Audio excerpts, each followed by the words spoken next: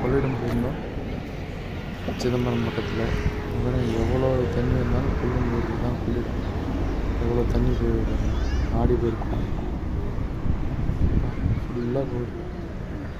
இப்போ தான் பல வருஷத்துக்கு பிறகு தான் இங்கே தண்ணி ஃபுல்லாக போகுது. ரொம்ப அருமையாக இருக்குது. இந்த கடைசிலேருந்து அந்த கடைசிலேருந்து தண்ணி ஃபுல்லாக போகுது. கரை புரண்டு ஓடுது வெள்ளம்.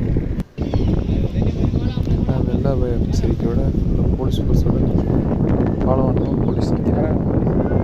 தண்ணியில் யாரும் இறங்கக்கூடாது. அவ்வளோ தண்ணி போகுது. போலீஸ் சுற்றுறாங்க. கொள்ளிடம் காவேரி ஆறு.